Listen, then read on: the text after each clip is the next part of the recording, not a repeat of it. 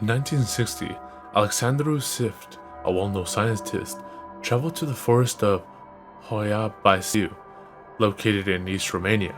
The Hoia forest had the reputation of being a hotspot for paranormal activities. The main reason for Sift's motivation, he wrote many notes about his experiences there, but many were found burnt upon his death in 1993. The notes that survived detailed his experiments on the forest with test subjects. In every one of his notes, he ended by saying, "Knowledge is harmful, ignorance is bliss." 10 years later, the Romanian government had developed interest in the few notes that survived, so they sought to recreate his experiments. 3 men volunteered for it. They were told this was simply to see how an average person would manage to travel in a foreign territory, using only a compass and a light source. Of course, they were lies, as no sane man would volunteer if they knew what awaited them. They were also told there would be a substantial reward should they succeed.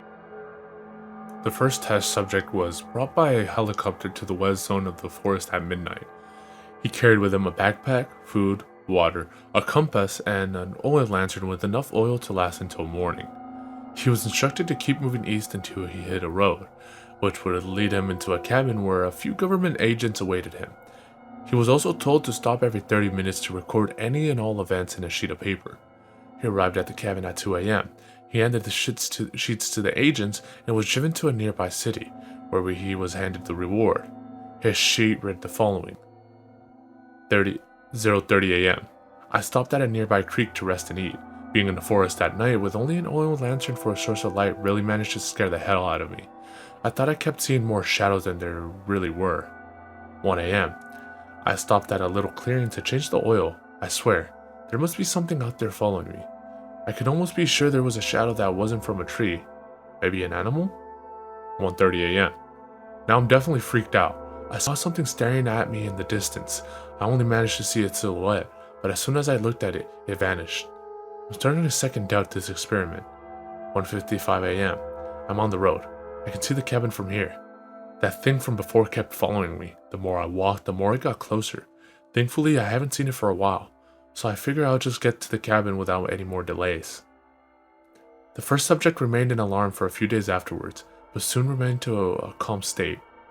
The second test subject was deployed in the same spot as the previous one on the following night.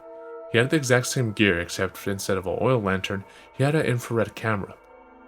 He arrived at the cabin at 5 a.m. The agents noticed he was physically and psychologically shaken. He was panting and crying in fear. His sheet read the following: 0:30 a.m.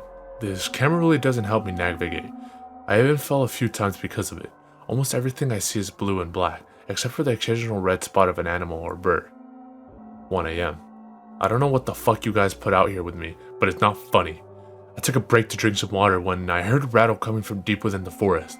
I took my camera to see what it was, but I can't be sure that was no normal animal. It was big but hunched over. I couldn't make it out its details since it was glowing bright red. I slowly walked away from it, never losing it out of my sight, even though it stayed completely immobile. I found a small ditch to hide. I guess it's better to ride in here than out in the open. I'll quicken up my pace. The faster I get out of here, the better. 4:30 a.m. I'm sorry for not writing more frequently, I just never had the chance. Shortly after that last entry, I heard it walking towards me. I hid in a small cave and waited for it to pass. It took so long because of that. It didn't leave me alone. I'll probably not write anything else until I get to safety. The last thing I want is to be surprised by that thing while my guard is down. The second test subject was visibly stressed and was taken to a psychologist for 3 months.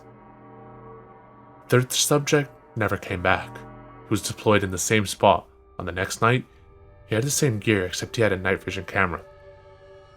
When the agents were leaving the shack, they noticed a worn and ragged piece of wood paper on the doorstep. It only had one entry. I read the following: 0:05 a.m.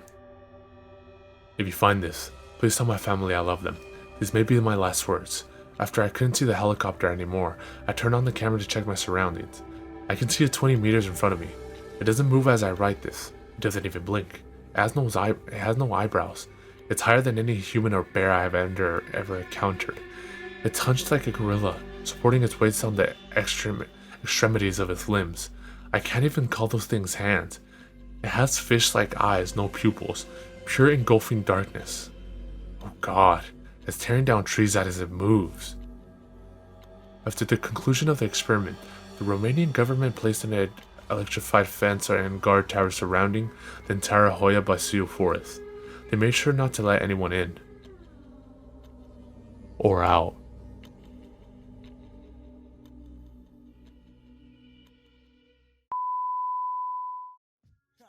In this little shop of horrors, that's how we get down.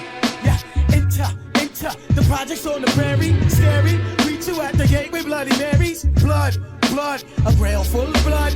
Back to the cemetery, get more blood. Standing on the grave, drinking blood, smoking bones. We seen a crew of ghouls running by with stolen tombstones. With Hell's Angels on the chase, they lust to bust a black skull. Want you embrace, they tie you up in chains and they stomp on your face. They go to purgatory and they beat the fucking case.